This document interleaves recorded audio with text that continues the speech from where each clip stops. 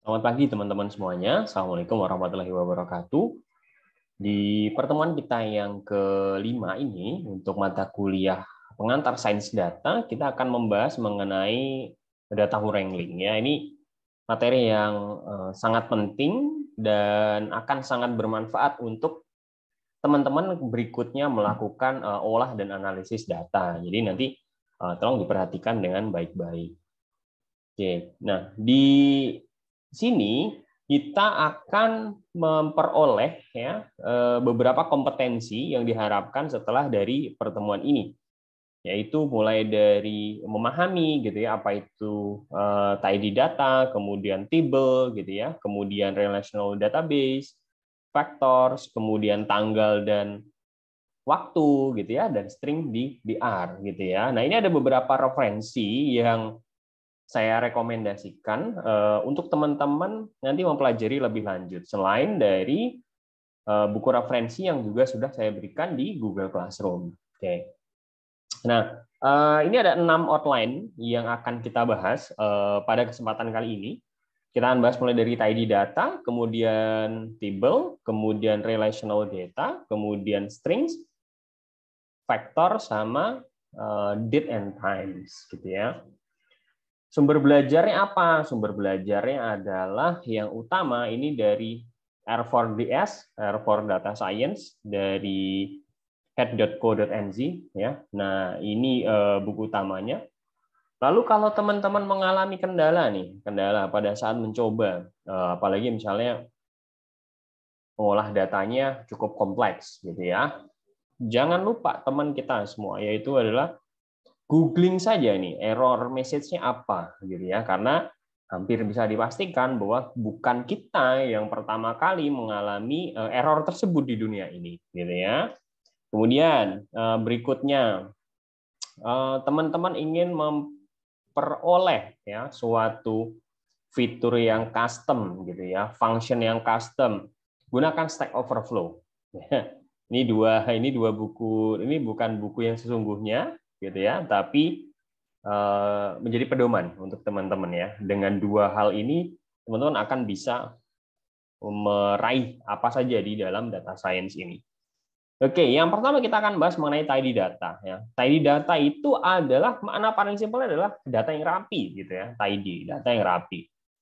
Dia merupakan cara yang standar bagi kita untuk memetakan makna dari suatu kumpulan data ke strukturnya. Gitu ya. Artinya apa nih? Kalau misalnya kita memiliki sekumpulan data yang berantakan ya, atau messy, bandingkan dengan datanya itu rapi gitu ya. Bagaimana barisnya, kolom, kemudian tabel ya, itu bisa dicocokkan dengan pengamatan variabel dan jenisnya, maka ini akan memudahkan kita ya. Memudahkan kita dalam melakukan mapping atau pemetaan dari struktur data tersebut ke maknanya apa nih, interpretasinya serta pengolahan berikutnya. Gitu ya. Nah, di dalam tidy data itu ada apa saja? Ada apa saja? Itu kita memiliki variables yang akan membentuk kolom ya. Jadi masing-masing kolom ini menunjukkan variables. Kemudian unit-unit amatannya atau observasinya itu merupakan baris ya.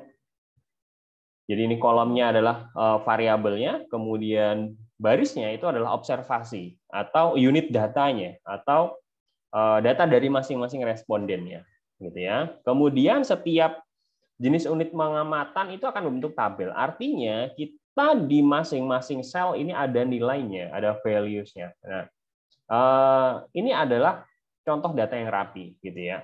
Nah, di dalam R gitu ya, ada banyak proses yang disupport oleh library-library yang sudah ada. Jadi teman-teman tinggal menggunakan. Misalnya untuk melakukan import, teman-teman bisa menggunakan dari readr dan readxl yang sudah kita bahas di pertemuan sebelumnya. Kemudian JSON-Lite, HTTR, ya, Google Drive, ya. Yang Google Drive ini unofficial, bukan dari bukan dari Tidyverse, ya. Nah, kemudian untuk program jadi package Pur, kemudian Glue, Erlang dan seterusnya gitu ya. Visualize sudah pernah kita bahas secara ringkas di beberapa pertemuan sebelumnya. Kita melakukan visualisasi dengan menggunakan package atau library yang paling utama adalah ggplot. Saat ini kita sering menggunakan ggplot yang versi 2. Kemudian ada gggraph, kemudian ada ggmap, ya. Ada beberapa yang sering kita gunakan juga, terutama misalnya untuk memetakan leaflet misalnya ya, atau plotly gitu ya. Kemudian untuk mentransformasi itu ada kita menggunakan dplyr, kemudian forecasts gitu ya. Spasial kita bisa menggunakan rgdal, tidy kita menggunakan tibble, dplyr, tidyr gitu ya. Nah, lalu untuk mendiseminasikan atau mengkomunikasikan hasil yang sudah kita peroleh, kita bisa menggunakan R Markdown. Nanti akan kita bahas di beberapa pertemuan terakhir. Kemudian knit-R, gitu ya. Shiny ini akan membuat sebuah dashboard dari R kita, gitu ya. Ini ada package-package yang teman-teman nanti bisa gunakan, gitu ya, untuk masing-masing proses di dalam kita merapikan dan mentaidikan data yang kita miliki. Oke. Apa sih kelebihan dari tidy data? Nah, tidy data ini yang paling utama kelebihannya adalah struktur datanya konsisten, ya, struktur datanya konsisten. Sehingga kalau struktur data yang sudah konsisten, kita akan memperoleh banyak manfaat yang lain, ya. Terhindar dari mudahnya error gitu ya. Kemudian mempercepat kalau kita melakukan membuat tools gitu ya untuk analisis data. Misalnya kita mau berkolaborasi dengan teman yang lain. Kalau struktur data yang konsisten, kita akan mudah berkolaborasi. Kemudian kita struktur data yang sudah konsisten, kita mau membuat package atau library untuk menganalisis tipe data tersebut. Ya, mengembangkan tools analisis untuk tipe data tersebut akan mudah sekali. Ya. Nah, sehingga tidy data ini memerlukan tools atau perangkat yang lebih sedikit untuk dipelajari karena udah simple, ya, udah simple serta konsisten. Nah, selain itu di dalam tidy data ini kelebihannya adalah ada beberapa data yang dapat kita kombinasikan. Nanti kita akan pelajari, ya.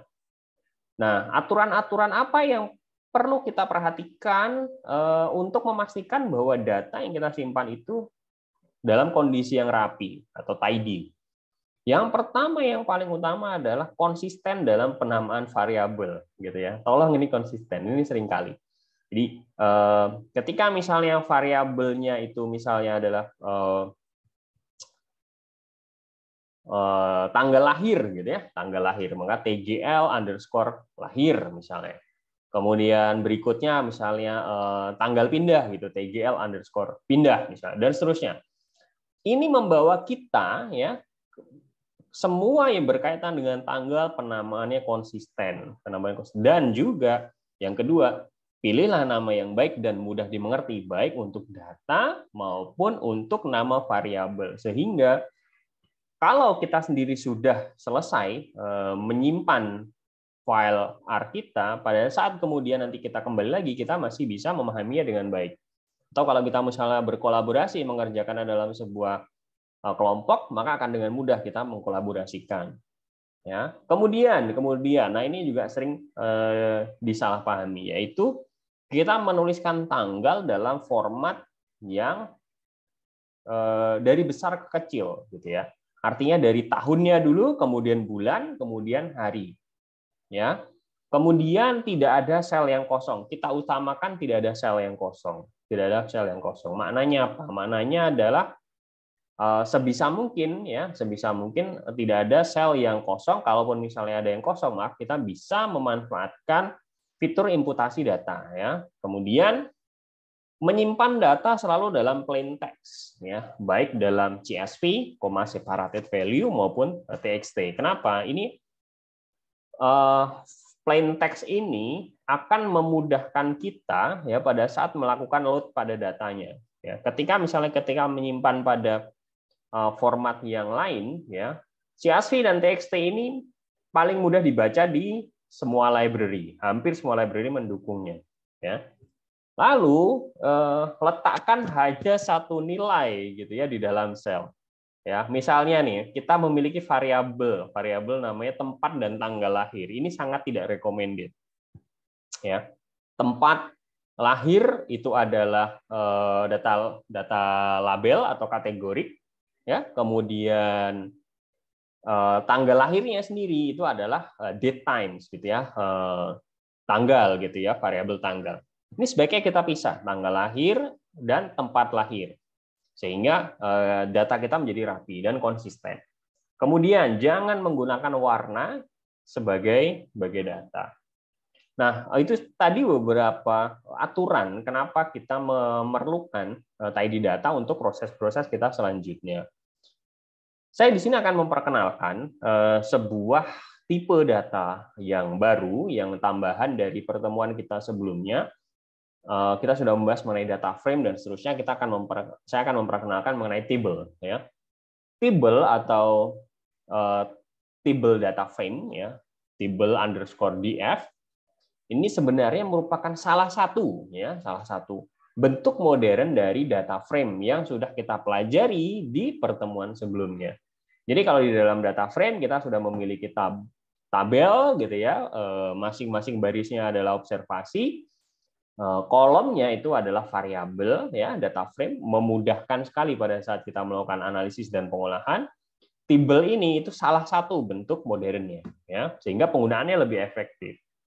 Kenapa kita menyebutnya sebagai lebih modern serta penggunaannya lebih efektif? Karena table ini mempertahankan ciri-ciri dari data frame. Artinya beberapa kemudahan dari data frame tetap kita gunakan. Ya, tapi untuk kelemahan-kelemahan di data frame ya tidak dipakai. Nah, berarti artinya kita memperbaiki beberapa kelemahan yang ada di data frame. Misalnya contohnya, kita mengkonversi vektor bukan angka, misalnya string, karakter, gitu ya, yang bukan numerik, ya, ke factors, gitu ya. Nah, ini memudahkan sekali. Kemudian tables ini juga memiliki metode print yang sudah disempurnakan bawaannya dari table tidyverse, yang membuatnya lebih mudah digunakan untuk mengolah data yang ukurannya lebih besar serta berisi objek yang kompleks. Contohnya apa? Contohnya kalau teman-teman menyimpan data bentuknya string, maka teman-teman melakukan metode print, ya, maka stringnya akan muncul. Oke. Kemudian kalau misalnya menyimpan dalam numerik gitu ya, misalnya umur gitu ya, umur A sama dengan 50, maka print umur A maka hasilnya 50. Ini mudah ya. Datanya kecil gitu ya, serta objeknya tidak kompleks. Nah, bagaimana kalau misalnya kita memiliki array gitu ya, multidimensi ya. Jadi kita memiliki array tidak hanya 2 dimensi tapi misalnya lebih dari itu gitu ya. Ini kan objek yang sudah kompleks. Nah, tables itu memiliki metode print ya.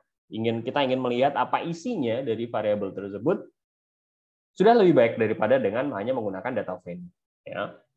Kemudian yang juga menarik adalah seperti yang sudah saya bahas di pertemuan sebelumnya, kalau di data frame ya, kita memanggil nama data frame-nya atau datanya atau tabelnya langsung namanya. Kemudian untuk kolomnya atau variabelnya kita panggil dengan dolar gitu ya.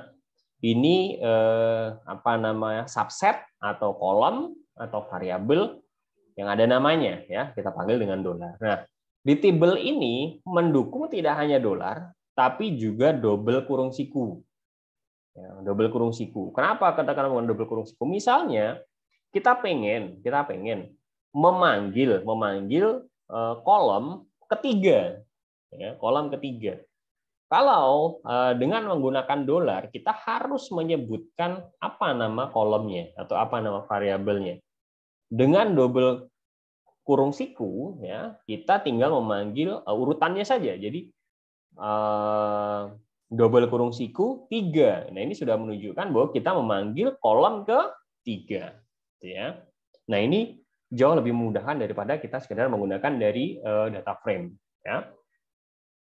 Lalu ada beberapa kelebihan yang lain nih, yaitu kita tidak perlu mengubah nama atau jenis variabel. Karena apa? Karena kita tidak perlu khawatir. Setiap karakter otomatis berubah menjadi faktor. Ya. Kalau di pertemuan sebelumnya saya menjelaskan bahwa pada saat kita menggunakan data frame, ya, ada beberapa data terutama yang bukan numerik, ya, yang sifatnya kategorik, tidak bisa langsung diolah, tapi harus dirubah dulu menjadi tipe data faktor. Ya, nah di table ini tidak diperlukan lagi, artinya sudah otomatis berubah menjadi faktor. Kemudian spasi pada nama itu juga tidak akan dirubah, jadi tetap dipertahankan. Ya, spasi yang di dalam nama variabel.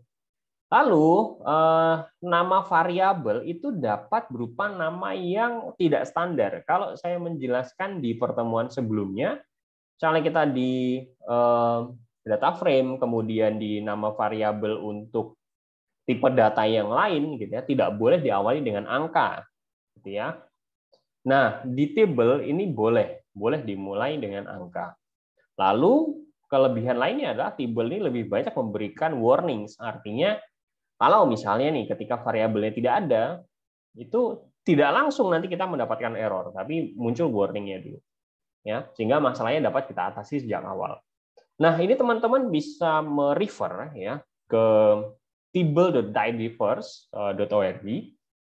Ini menjelaskan bagaimana kita memanfaatkan tipe data table ini dari package tidyverse. Ya, teman-teman bisa menggali lebih dalam di sana. Kita akan membuat sebuah contoh bagaimana membuat table di R, gitu ya. Pertama kita akan memanggil library tidyverse. Library ini yang paling penting, tidyverse ya. Kemudian kita akan menyimpan sebuah variabel, gitu ya, dengan memanggil stable. Stable ini artinya kita menyimpan sebagai table, gitu ya. Nah ini contohnya, gitu ya. Di dalam menggunakan table itu ada salah satu fasilitas yang memudahkan kita, yaitu pada saat kita mau melakukan pivoting atau membuat pivot table, ya, kita berarti melakukan reshape. Contohnya misalnya kita memiliki variabel, ya, variabel ada 3, ya, ini adalah variabel nama negara, kemudian ini kondisi data tahun 99, kemudian kondisi data tahun 2000. Oke. Jadi kita punya 3 baris, ya. Nah, kalau kita mau melakukan pivoting, gitu ya, pivoting, nah seperti ini, gitu ya. Artinya kita merubah variabelnya, ya, menjadi tahun, gitu ya. Jadi tahunnya bukan menjadi masing-masing kolom, tapi menjadi masing-masing baris, gitu ya. Jadi seperti ini. Ya, kita merestruktur lagi atau mereshaping, ya, reshape. Maka ini kita sebut sebagai pivot longer, ya, pivot longer. Di pivot longer ini kita mengkonversi dari kolom yang akan kita rubah, gitu ya, ke kolom yang lain, ya. Nah, misalnya di sini kita dari tahun 99 dan 2000, gitu ya, maka kita isikan namanya apa, ya. Ini nama kolomnya. Nama kolomnya akan dipakai sebagai nama apa nih? Kita memberi nama kolomnya yang baru adalah year atau tahun. Lalu nilainya, masing-masing nilainya itu akan diberi nama sebagai apa? Kita masukkan ke dalam values to. Ya, nah mudah sekali nih. Kita bisa memanjangkan atau mereshape dari tabel yang sifatnya seperti ini menjadi seperti ini. Sebaliknya kita bisa mengembalikan dari format yang panjang seperti ini menjadi format yang melebar. Maka kita memanggil pivot wider, gitu ya.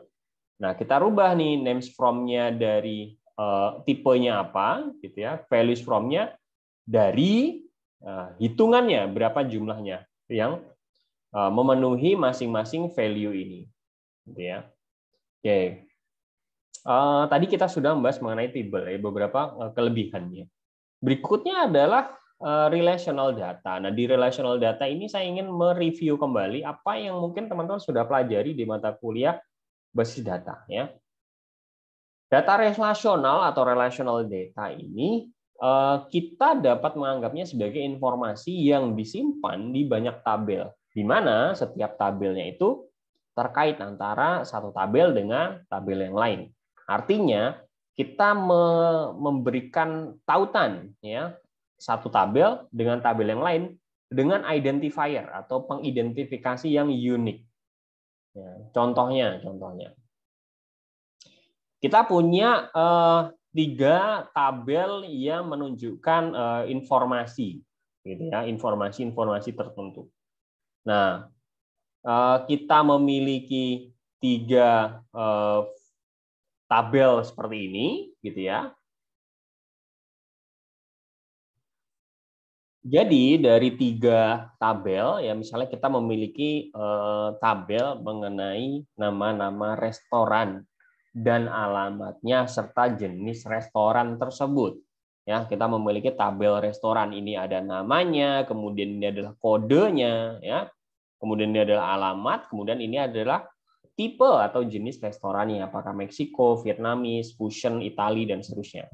Kemudian ini adalah tabel inspeksi oleh lembaga kesehatan, ya, bagaimana masing-masing restoran tersebut sudah diinspeksi oleh siapa, tanggal berapa, nilainya berapa, ya. Nah, ini kelayakan dari restoran tersebut. Kemudian kita lihat dari ratingnya, misalnya rating dari aplikasi atau kunjungan pada saat konsumen datang ke sana mengunjungi, memberikan ratingnya. Nama restorannya, kemudian kode restorannya, ya, nama restoran, kode restoran, kemudian ini adalah ratingnya. Nah, kalau kita perhatikan teman-teman semuanya, masing-masing restoran di sini memiliki kode, gitu ya, memiliki kode. Misalnya Per Place, gitu ya, ini memiliki kode JJ29JJ, gitu ya. Masing-masing memiliki kode, ya. Artinya kita bisa menghubungkan, membuat relasi dari ketiga tabel tersebut dengan menggunakan kode yang unik, yaitu adalah kode restoran di sini. Jadi masing-masing entry di dalam tabel ini terkoneksi dengan kode yang unik yang bisa kita gunakan. Nah, contoh dari relational data. Oke. Nah, keuntungannya apa? Kita membuat relational data. Relational data ini yang memudahkan untuk kita menyimpan data secara efisien serta menghindari ambiguitas, ya, ambiguitas.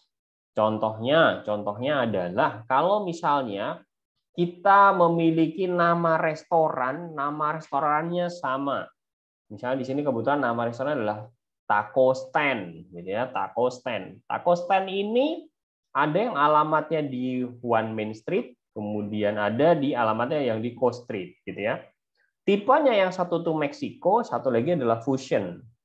Ya, ini 2 restoran yang berbeda. Padahal namanya sama, tetapi kodenya berbeda. Nah, kodenya berbeda. Ini yang membuat kita bisa menggunakan kode ini sebagai unique ID untuk memberikan penanda pada tabel ini. Sehingga tidak ada lagi ambiguitas hanya karena misalnya namanya sama, gitu ya. Oke. Nah, ini yang kita sebut sebagai primary key, gitu ya. Jadi di masing-masing tabel, apa nih kode uniknya?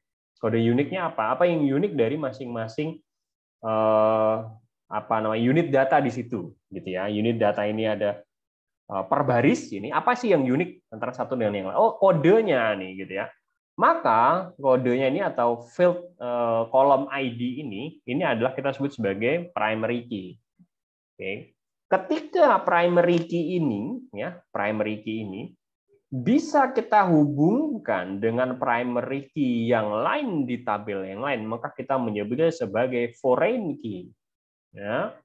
Oke, jadi di sini primary key ini secara unik mengidentifikasi observasi, amatan, kemudian unit data di tabelnya sendiri. Misalnya contohnya patient ID adalah primary key karena memang secara unik bisa mengidentifikasi setiap pasien di tabel pasien, atau kalau tadi restoran ID itu adalah primary key-nya, gitu ya. Foreign key berarti secara unik mengidentifikasi data di tabel yang lain, ya. Oke, kalau tadi kita contohnya adalah restoran ID, nah restoran ID ini selain menjadi primary key di masing-masing tabel, dia juga menjadi foreign key untuk tabel-tabel yang lain. Oke, nah berikutnya adalah kita akan belajar mengenai join, ya, join. Dengan menggunakan package dplyr itu ada dua jenis join yang bisa kita lakukan. Yang pertama adalah mutating join, yang kedua adalah filtering join. Ya. Nah, di sini nanti kita akan membahas ya satu demi satu apa saja yang kita lakukan di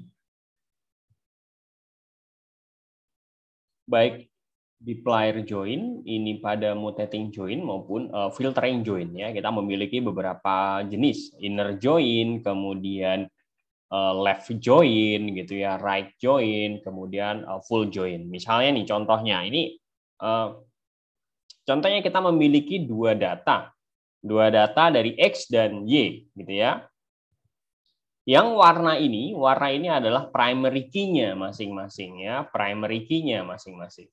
Kalau kita menggunakan ya primary key tadi pada masing-masing data gitu ya, pada masing-masing data X maupun Y, ya, kita memiliki baris X1, X2, X3, X4, Y1, Y2, Y3 dan Y4 gitu ya. Nah, kemudian kalau misalnya kita melakukan cross join, itu artinya kita akan menggabungkan untuk semua kombinasi, gitu ya. Makanya di sini teman-teman bisa melihat bahwa untuk Y1 ya, untuk Y1 maka ada satu tabel X gitu ya. Nah, semua baris X dipasangkan dengan Y1, semua baris X dari 1 sampai X4 dipasangkan dengan Y2. Semua baris X dipasangkan dengan Y3, kemudian dipasangkan dengan Y4. Gitu ya. Nah, ini seterusnya seperti itu. Nah, kalau inner join ini hanya menyimpan atau menggabungkan baris-baris yang baris atau primary key-nya itu sama. Gitu ya. Nah, di sini kita bisa melihat bahwa X1 dan Y1 ini primary key-nya sama warnanya, makanya dia digabungkan. X2 dan X3 ya, X2 dan X3 ini memiliki primary key yang sama dengan Y2 dan Y3. Artinya X2 dan X3 kita pasangkan dengan Y2, X2 dan X3 kita pasangkan dengan Y3. Nah, kita akan memperoleh 7 baris seperti ini. Ya, kita akan memperoleh 7 baris. Seperti ini hasilnya. Nah, kalau di left join, maka yang data di sebelah kiri yaitu X gitu ya, yang nggak punya pasangan dengan di Y, tetap kita tambahkan. Jadi sama seperti inner join, tapi kita tambahin data dari tabel yang sebelah kiri yaitu X. Ya. Nah, maka nanti hasilnya adalah sama seperti inner join, hanya ditambah satu baris gitu ya, satu baris yang atau tambahin baris-baris yang dari X tidak memiliki padanan dengan Y-nya. Kalau right join berarti kita gabungkan dengan yang kita menambahkan yang tabel sebelah kanan gitu ya, yang nggak punya pasangan dengan tabel sebelah kirinya gitu ya. Seperti ini. Oke, nah kalau full join ya, kita berarti mengkombinasikan antara left dan right join, gitu ya. Berarti yang nggak punya pasangan di masing-masing kita masukkan, maka hasilnya akan menjadi seperti ini, teman-teman semuanya. Nah, kita akan bahas satu persatu secara lebih detail ini, gambaran secara keseluruhannya. Di R ya, untuk mutating join ya, di package dplyr ini kita bisa menggunakan inner join tadi dengan function merge gitu ya. Kalau inner join-nya itu merge X, Y, kalau left join berarti merge X, Y, kemudian all X sama dengan true gitu ya. Berarti semua X nanti masuk. Kalau right join berarti semua Y nanti masuk. Ya, full join berarti semua X true, semua Y-nya juga true gitu ya. Nah, ini mudah sekali. Nah, kalau di mutating join tadi seperti yang saya sudah sampaikan ya, ada dua jenis ya, inner join dan outer join. Inner join itu tadi saya sudah sebutkan ya, berarti hanya yang match saja ya. Ini yang warna hijau dengan pasangan yang warna hijau digabungkan, warna ungu dipasangkan dengan warna ungu digabungkan. Berarti kita hanya akan memiliki dua baris saja. Kalau left join gitu ya, kita berarti tambahkan yang tabel sebelah kiri. Kalau right join kita tambahkan khusus untuk tabel sebelah kanan yang barisnya tidak ada pasangannya. Kalau full join berarti kita mengkombinasikan left dan right ya. Oke, kita perhatikan teman-teman, inner join ya, inner join. Seperti ini hasilnya. Oke. Kita punya X ya, kita punya X seperti ini, kita punya Y seperti ini, kita gabungkan maka inner join-nya hanya akan menjadi seperti ini. Menyimpan semua pengamatan yang ada di X dan ada di Y saja. Oke, nah kalau left join ya, left join ini menyimpan semua pengamatan yang ada di X ya dengan kolomnya adalah X dan Y. Hasilnya seperti ini. Oke, ini visualisasinya. Oke. Right join seperti ini ya, visualisasinya. Bagaimana teman-teman bisa melakukan right join ya. Full join ya, full join artinya berarti kita gabungkan antara left dan right join-nya tadi. Oke. Filtering join. Nah, berikutnya adalah filtering join. Nah, tadi kita udah bahas mengenai outer join sama inner join ya. Di filtering join ada dua jenis yaitu semi join dan anti join ya. Semi join berarti kita hanya menggabungkan ya salah satu saja primary key-nya ya, salah satu saja primary key-nya dan salah satu datanya saja. Oke. Nah, kalau di anti join maka berarti yang ya, tidak ada pasangannya sama sekali itulah yang akan kita gabungkan. Ya, seperti ini teman-teman, mudah sekali ya. Nah, teman-teman semuanya, kalau tadi kita sudah belajar mengenai join dan bagaimana mengimplementasikannya di dplyr ya, kita akan ulas sedikit apa itu data wrangling yang menjadi materi di perkuliahan pertemuan ini. Data wrangling ini atau kadang-kadang disebut juga sebagai data mancing merupakan proses untuk mengubah atau memetakan data dari satu bentuk data raw atau mentah ke format yang lain. Maksudnya adalah supaya lebih pas, lebih berharga untuk analisis lebih lanjutnya, gitu ya, untuk pemrosesan dan analisis lebih lanjut. Tujuan data wrangling adalah menjamin kualitas dan data supaya lebih bermanfaat, supaya lebih bisa berguna untuk proses analisis berikutnya. Biasanya kalau ini kita melihat dari best practice-nya ya, para data analis itu akan menghabiskan lebih banyak waktu untuk melakukan penyiapan data ini, data wrangling ya, penyiapan data ini dibandingkan dengan analisis data yang sesungguhnya. Jadi betapa pentingnya data wrangling ini. Nah, teman-teman semuanya yang perlu kita perhatikan adalah operator pipe ya. Operator pipe ini kalau di dalam R akan ditampilkan seperti ini ya, persen lebih besar dari persen gitu ya. Ini akan kita artikan kemudian misalnya contohnya begini ya. Dengan mengartikan piping operator kayak gini, ini diartikan urutan. Artinya kemudian apa yang harus dilakukan setelahnya, pipeline. Jadi setelah satu tahapan ke tahapan lainnya.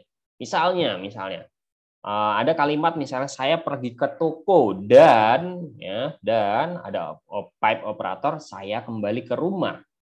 Ya, maka kita bisa membacanya sebagai saya pergi ke toko dan kemudian ya pipe operatornya adalah kemudian saya kembali ke rumah.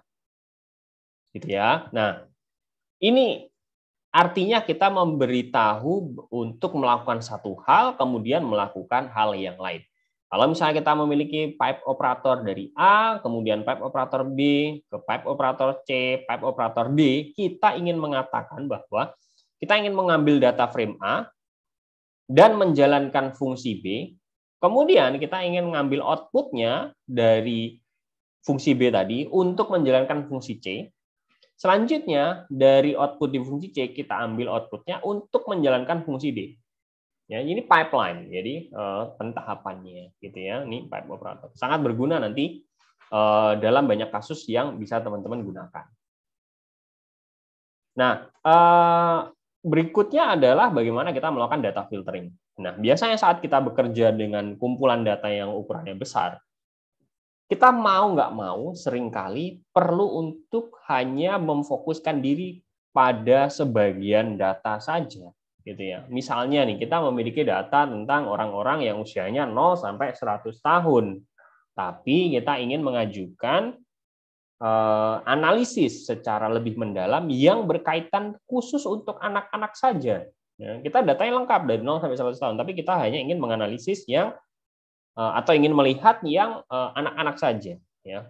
Kita mungkin di sini perlu melakukan filtering ini. Misalnya kita bisa memfilter yang usianya kurang dari 18 tahun.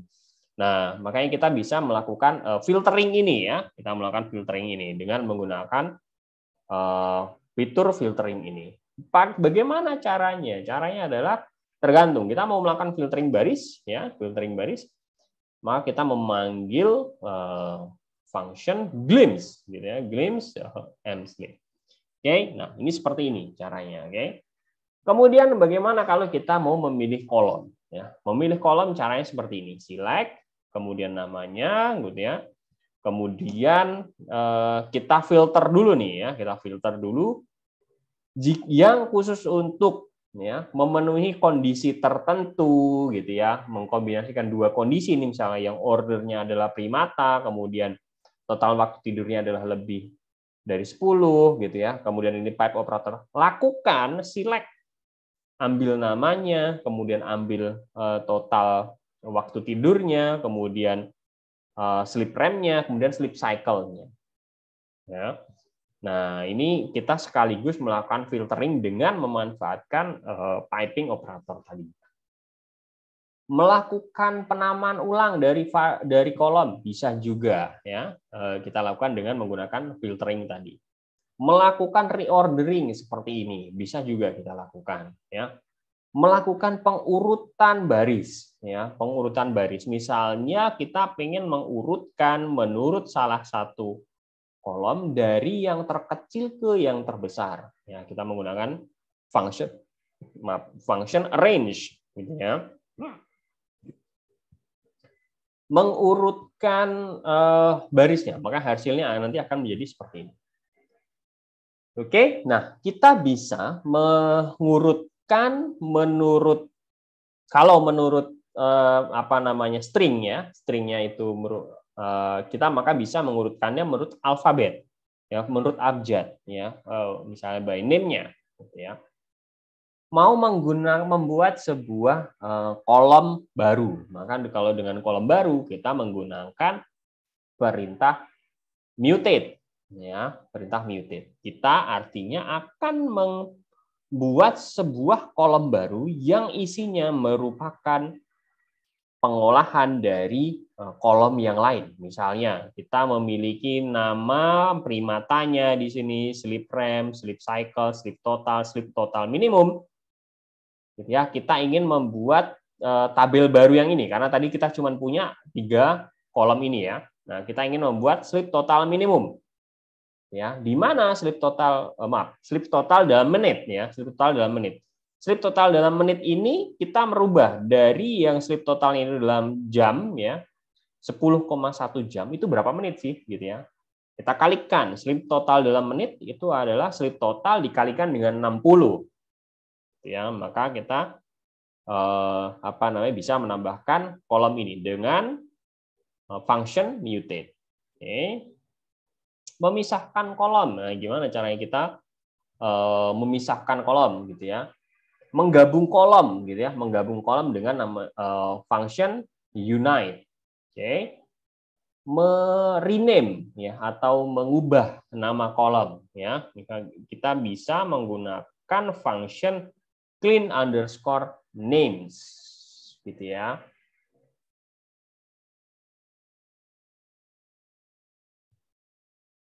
Nah, kemudian kita juga bisa menggabungkan data dari beberapa data frame gitu ya. Nah, di sini kita melakukan join. Nah, terserah bagaimana cara teman-teman melakukan penggabungan ya, apakah dengan left join, right join, inner join, kemudian outer join dan seterusnya. Artinya kita menggabungkan data antara data frame ya. Kita bisa memanggilnya. Kita melakukan pengelompokan data, maka memanggilnya dengan group by ya, group by. Group by ini kemudian kita panggil mau diurut, mau dikelompokkan menurut variabel yang mana, menurut kolom yang mana. Di sini kebetulan kita mau mengelompokkan menurut variabel order gitu ya. Membuat ringkasan. Nah, ini sama seperti yang sudah saya jelaskan di pertemuan sebelumnya, kita bisa menggunakan summarize ya. Summarize ini kita membuat ringkasan ya. Operasi antar kolom ya. Operasi antar kolom ini dengan menggunakan summarize across ya. Oke, ringkasan dari data ada beberapa function yang sering kita gunakan dan bisa kita gunakan misalnya dengan menambahkan tally atau turus, kemudian tadi memanggil glimpse ya, kemudian melakukan pengelompokannya lebih dulu, kemudian baru menghitung masing-masingnya atau tally gitu ya. Dan seterusnya. Ini contohnya kita melakukan ringkasan dari data yang kita miliki. Tadi kita memiliki data yang sudah kita data nama-nama hewannya gitu ya. Ini adalah rata-rata waktu tidurnya. Ya, kita membuat ringkasan dengan menggunakan summarize. Ya. Nah, berikutnya teman-teman di data wrangling ini kita juga perlu memperhatikan bagaimana kita mengolah tipe data yang berupa string ya, berupa string. Secara umum package yang sangat saya rekomendasikan adalah string R. Ya, string R ini membantu kalian untuk melakukan pengelolaan string gitu ya, mengolah string, kemudian melakukan modifikasi pada string gitu ya. Dan di R, string itu dapat ditulis baik dengan petik tunggal maupun petik ganda gitu ya. Nah, misalnya seperti ini, string 1 ya, dalam petik ganda maupun yang petik tunggal gitu ya. Nah, lalu gimana kalau misalnya ternyata di dalam string kita pengen membuat petik 1 maupun petik ganda gitu ya. Nah, di sini kita menggunakan escape operator. Artinya kalau kita mau menambahkan petik ganda, maka kita tambahkan dulu di awal ya. Tambahkan dulu di awal escape variable. Maka itu nanti akan tetap bisa digunakan ya. Nah, untuk di string sendiri ada beberapa function yang bisa kita gunakan, misalnya mengukur panjang dari string tersebut dengan menggunakan string length, gitu ya, atau misalnya kita sudah memiliki karakter maka string underscore c, gitu ya, ini adalah function yang bisa kita gunakan. Menggabung string juga bisa juga, gitu ya, misalnya string underscore c gitu ya, menggabungkan antara string x dan y maka hasilnya adalah xy. X, y, z gabung dengan x, y, z ya. Lalu kalau kita mau memanggil isian dari string tadi, subsetting namanya ya. Kalau misalnya kita memiliki variabel x ya, isinya adalah apple, banana sama pear. Ya, kemudian kita hanya akan mengambil 3 huruf pertama ya string sub, maka kita akan dapat up, kemudian ban, kemudian p gitu ya. Oke, kemudian kita ingin mengambil ya dari, kalau ini tadi dari kanan, sekarang kita ambil dari kiri. Sama juga ya, kita bisa menentukan nih potongan dari string yang kita peroleh, ya. Berikutnya adalah vectors. Vektor ini sebenarnya sudah saya jelaskan di beberapa pertemuan sebelumnya. Di sini saya akan perdalam lagi. Di pertemuan sebelumnya saya sudah menjelaskan bahwa di R ini ada kekhususan, yaitu data kategorik bisa kita tangani sebagai faktor. Ya. Karena kenapa? Karena menurut definisinya bahwa data kategorik ini jumlahnya terbatas, berbeda dengan numerik yang jumlahnya bisa sangat banyak sekali, gitu ya, tak terhingga. Nah, karena data kategorik itu kemungkinan nilainya itu terbatas, ya, maka di R difasilitasi dengan faktor. Misalnya, kita memiliki 12 bulan dalam 1 tahun kalender. Maka dalam variabel bulan tersebut, pengamatannya kita batasi untuk mengambil salah satu dari 12 nilai tersebut. Jadi, dengan jumlah nilai yang mungkin terbatas, bulan ini merupakan variabel kategoris. Nah, package-nya apa yang bisa kita gunakan? Package-nya adalah forecast. Ini untuk menangani vektor. Oke. Nah, kita tadi sudah memanggil forecast misalnya, maka kita bisa melakukan pengolahan dengan faktor ini. Nah, ini contohnya nih, contohnya. Kalau misalnya kita menyimpan ya 12 bulan dalam satu kalender, kemudian kita mau mengurutkannya berdasarkan abjad, gitu ya, maka kita memanggil gitu ya, memanggil ini keseluruhan bulannya, kemudian kita ingin fokus ke beberapa bulan tertentu saja, kemudian kita mau urutkan, maka dengan menggunakan function sort. Ya. Oke, kemudian bisa juga kita urutkan menurut levelnya. Jadi artinya kalau tadi diurutkan menurut abjad, sekarang diurutkan menurut urutan bulannya, gitu ya. Urutkan urutan bulannya, maka dirubah ke faktor, kemudian levelnya adalah mengikuti urutan dari bulan yang secara keseluruhan ini. Ya. Baru kita lakukan sorting. Ya. Setelah kita sorting, maka kita akan mendapatkan urutan yang tidak lagi menurut abjad, yang harusnya April di paling depan, tapi ini tidak, ini sesuai dengan urutan bulannya. Nah, oke, ini tadi sudah ya. Nah, kemudian mengubah level dari faktornya sendiri ya. Kita bisa menggunakan function fct underscore relevel ya, relevel artinya kita rubah urutannya, Bisa nggak kita merubah? Oh, bisa.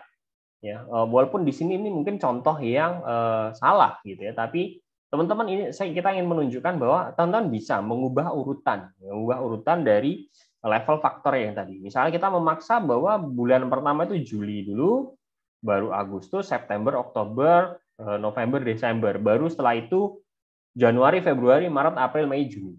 Ya, kita merubah urutan faktor. Berarti kita memanggil faktor relevel ini ya. Ya. Kemudian membuat urutan faktor sesuai dengan urutan data. Bisa juga dengan function faktor underscore in order. Ya, ini yang bisa kita gunakan. Kemudian kita bisa membuat urutan faktor sesuai jumlah kemunculan data atau frekuensi kemunculan data. Maka kita menggunakan perintah faktor underscore in fact. Ya, oke. Oke, nah ini sama ya. Nah, kemudian kita membuat urutan faktor berdasarkan variabel yang lain yang di luar dari faktornya tadi. Maka kita menggunakan perintah faktor underscore reorder, ya, reorder yang ada di sini. Lalu bagaimana kalau kita ingin mengkombinasikan beberapa level menjadi satu? Maka kita menggunakan function faktor recode, ya, faktor recode. Nah, ini teman-teman nanti bisa mempraktekkan ini, ya. Kemudian mengubah data numerik menjadi data faktor, ya. Jadi kalau kita sebenarnya harusnya untuk kategorik gitu ya, tapi kita memiliki data numerik, ya, kita ingin merubahnya menjadi data faktor, maka kita menggabungkan dua perintah di sini, if else dan faktor, gitu ya. Misalnya kita memiliki variabel berat badan. Ya, variabel berat badan ini kan bukan kategorik, betul ya, bukan kategorik ya. Nah, merupakan angka ya, misalnya 50 kg, 100 kg, 75 kg gitu ya. Nah, kita ingin membaginya menjadi dua, misalnya low sama high, atau berat badannya rendah dan tinggi gitu ya. Misalnya kita menetapkan bahwa yang berat badannya lebih besar dari sama dengan 200 kg, maka kita sebut sebagai tinggi. Nah, berat badannya tinggi gitu ya. Maka kita menggunakan if else di sini ya. If else berat badannya kurang dari sama dengan 200, maka kita sebut sebagai low. Lainnya itu berarti high. Ya, kemudian kita simpan variabel sebelumnya tadi dengan function faktor ya. Kemudian kita munculkan tabulasinya seperti ini. Oke, teman-teman semuanya. Berikutnya adalah kita bagaimana melakukan pengolahan tanggal dan waktu, date and time. Ya. Di R ini memang seringkali kita menggunakan tanggal dan waktu, date times. Baik date sendiri, time sendiri, ataupun dua-duanya. Tanggal dan waktu ini biasanya mengacu pada tanggal ditambah dengan waktu, ya, untuk menentukan saat yang tepat dalam waktu. Namun kalau kita tidak mau menunjuk waktu tertentu, maka kita cukup menggunakan tanggal saja. Ya. Nah, di R, teman-teman bisa mencoba, ya, ini adalah salah satu contoh bagaimana kita menggunakan package New York City Flights tahun 2013. Ini adalah contoh data.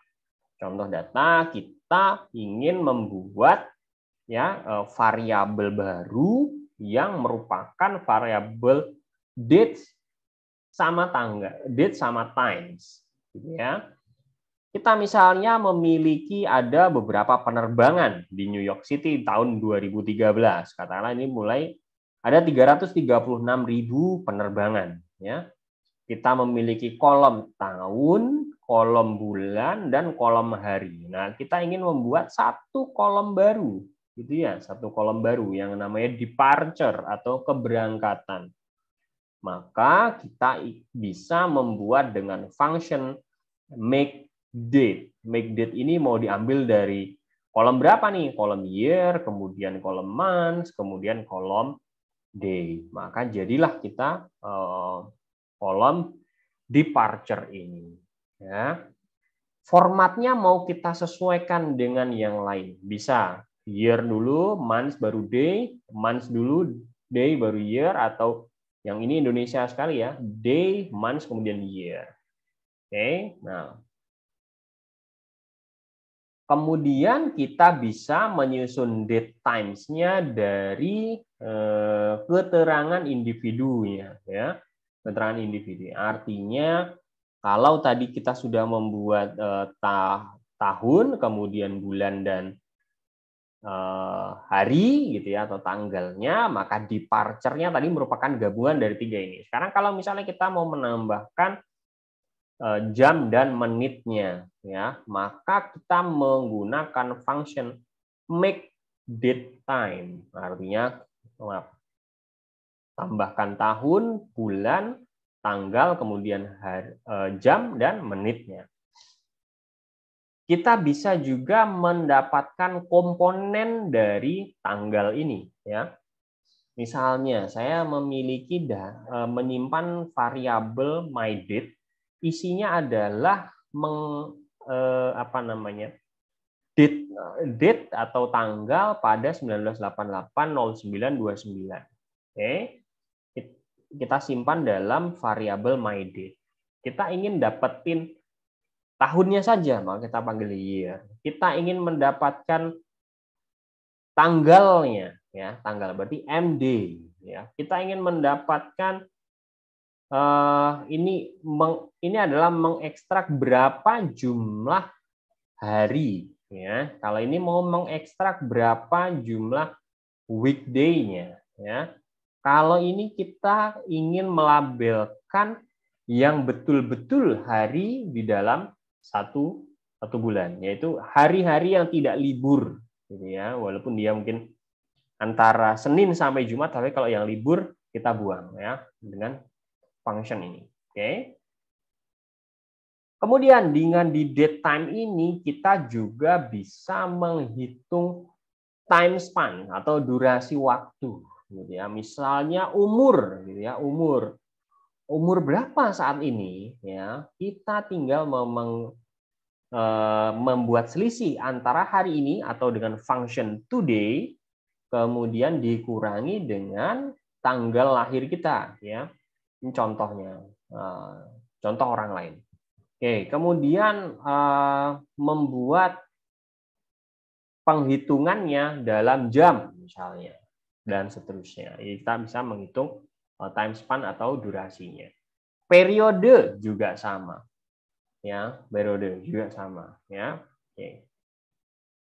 Kemudian tanggal bisa juga kita kalikan, kemudian bisa juga kita jumlah gitu ya. Operasinya sangat banyak. Kemudian kalau durasi tahun bisa juga kita nyatakan dalam hari, misalnya dengan menghitung ya 1 tahun itu menjadi berapa hari? 365,25 atau kalau kita bulatkan dalam hari maka menjadi 365. Ini adalah function-function yang teman-teman bisa gunakan untuk mengolah dan mengoperasikan data-data yang bentuknya tabel dan data-data yang tipenya adalah tanggal dan waktu, date time. Oke, seperti ini materi kita hari ini, teman-teman semuanya. Mudah-mudahan bermanfaat dan yang lebih penting adalah bagaimana teman-teman mempraktekkan pada data secara real. Oke, terima kasih atas perhatian dari teman-teman semuanya. Saya akan tutup dulu. Selamat siang. Assalamualaikum warahmatullahi wabarakatuh.